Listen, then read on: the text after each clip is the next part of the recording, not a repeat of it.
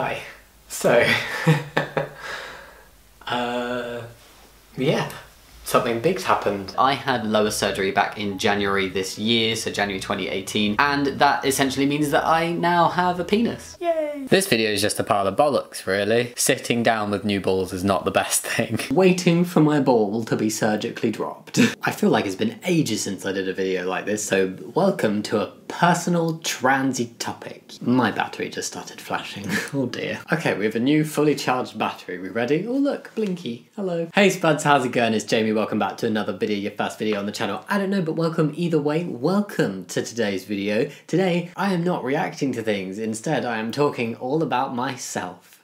Yay, my favourite thing to do. I am revisiting like the realities of getting bottom surgery as a trans guy. I had batoidioplasty and I'm here to talk about my experiences multiple years on from that. Am I still happy? Do I have any regrets? How am I feeling about the whole thing? That is what we're going to be chatting about today. For just a little bit of background, I got first stage batoidioplasty back in January 2018 and then I got second stage batoidioplasty in July. I think it was July 2019. It was a far less dramatic event. I don't fully remember the exact date of the second one. But yeah, basically I've been post-op all stages of lower surgery that I want for around 4 years now. For anybody that doesn't know what matoidioplasty is, it is a type of bottom surgery for trans men or AFAB non-binary people that creates a micro penis with what you've already got going on down there. I'm not going to go into a huge amount of detail about the actual surgery. I've talked about it in my previous vlogs. I'll leave a link to the playlist. And I've also left a link to a really good animation that explains a lot more about what the actual procedure is, what it creates, how it's done, blah blah blah. If you want to know more,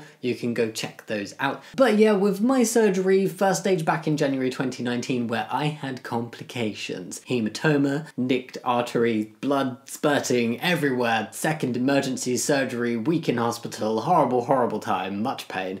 Ooh. The surgery went well. There was a slight issue with a hematoma afterwards that happened last night, and it was a bit touch and go today as to whether I'd need to go and have another operation to get rid of it, but I didn't because one of the surgeons came through and like removed some stitches and then squeezed out the blood clot. Probably one of the most painful things I've ever experienced. Yesterday went a bit bad. After the squeezing I did feel better, and then I went to go to the toilet and suddenly the right side just started swelling up again really bad. Blood was spurting out. It was not pretty. So what that meant is I had to go back in for surgery. It was all good in the end and it didn't impact my actual results, but it was probably one of the worst weeks of my life, I'm not gonna lie. I definitely feel like I was feeling some kind of way after that experience. I kept getting kind of flashbacks to what happened, certain elements of what went on. Certain smells really took me back to it and I had to avoid them.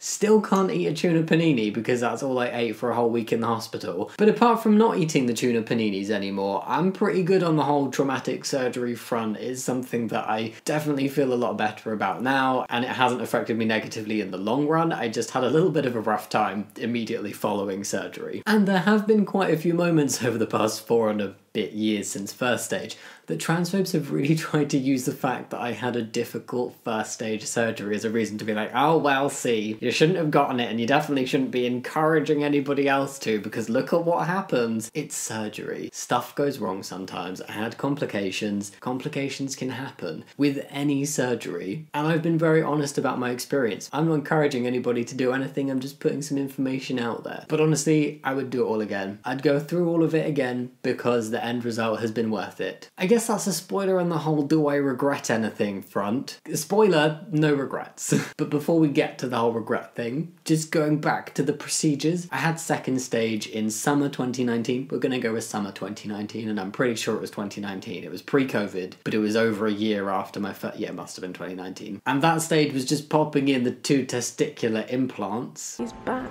He's back. I'm so happy. Look at my Jamie, and he's 2 plums heavier.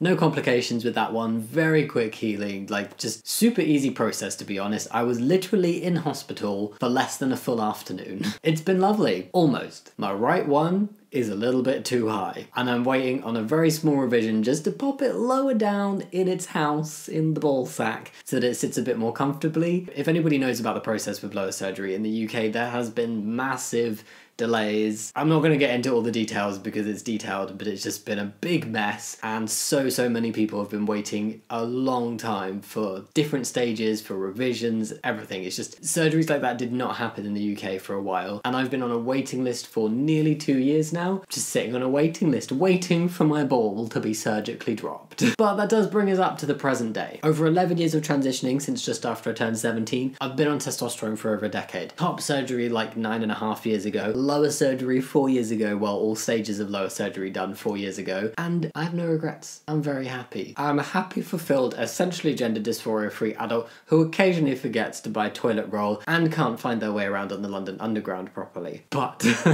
transitioning was genuinely the best thing I ever did. And bottom surgery for me was the final part of my physical transition. Testosterone is still doing stuff. My beard is still filling in. I'm still getting hairier, shoulders. That was like an ongoing thing in terms of like actually like working towards things. Bottom surgery was the end. The stages I had was the end for me. I get it, I'm waiting on a revision. Kind of not counting that in the whole like transitioning surgical things because it's tiny. It doesn't count. Now, being completely honest, obviously in an ideal world, I would just have a cis penis. Okay, that is just the reality of things, but the reality is that can't happen. So I personally don't see any point in holding on to that one, and for what I could achieve, I am incredibly happy with what I've ended up with. I like it a hell of a lot more than what I had going on before. It makes me significantly more comfortable and happier. And yeah, I'm happy with the aesthetic, the function, everything. It's good. I like it. Thank you very much. In terms of some things that I maybe could have had regrets over, with my whole surgery procedure stages, with my metoidioplasty, you can have different options if you watch the little clip that I left in the beginning. One thing I chose not to get is urethral lengthening, which is designed so that you can pee standing up. And I'm not gonna lie, over the years, I've had a couple moments where I've been like, oh, you know what? That would be really handy right about now. 99% of those times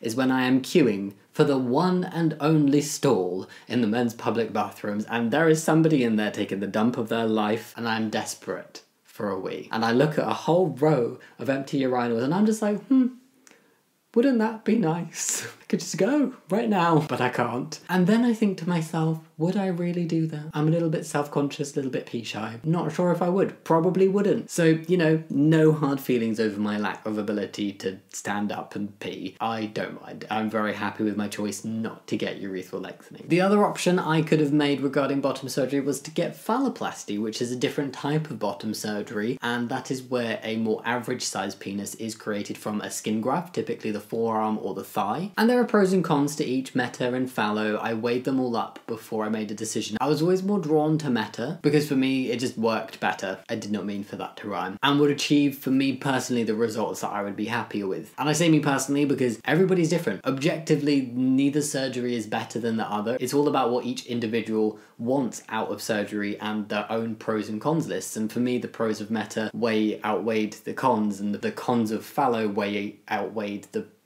pros. The meta was better for me. So definitely no regrets over that decision. I'm very happy with the fact that I went with meta over fallow. Yay! In conclusion, that felt very formal. In conclusion, this was a slight mess of a video. I've not done one of these in a while. I basically just wanted to give an update to say I'm happy and I have no regrets. Just check in about how my lower surgery went and how I'm still feeling about it. I feel like this video did achieve that. Please let me know if it made any sense down in the comments below. If there is anything else you would like to know about anything related to my transition, or if there's questions specifically related to lower surgery, I'm very happy to make more videos going forward. I will answer Q&As, I will talk in more detail about specific aspects if I'm comfortable to do that, and yeah, just go leave your comments down below, and as always, thank you so much for watching. I'll see you next time. Much love. Bye!